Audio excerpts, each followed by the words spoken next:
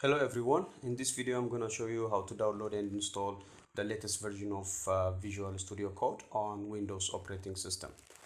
So open up any browser of your choice. Mine is Chrome. Click on Chrome and on the URL bar write code.visualstudio.com and press enter.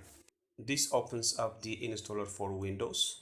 So if you want to see other options other than the Windows operating system, you can click on the down arrow and see other options for macOS, for Linux, and there are also available download options for Windows, for Debian, Ubuntu, Red Hat, and others, right? For now, since we just need for Windows, let's go back and click on the download for Windows. So click on download for Windows and that takes us to the download window. So click on start download. Our file is now being downloaded. This may take a little while until all the available packages for our Visual Studio Code is fully downloaded. Now the file is fully downloaded. So click on the open folder option. So this is our file. Double click on the file to install. Accept the agreement and continue next. You can change the directory, so I would prefer it to be as it is. So click on next,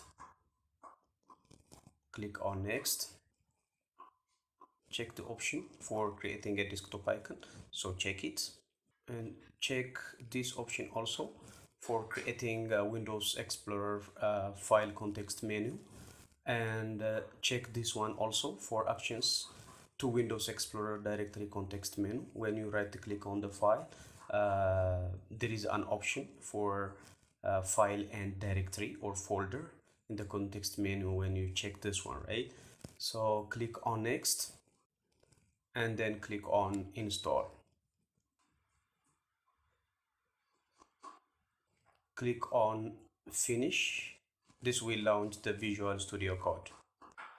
Now our Visual Studio Code is installed and launch it like this one.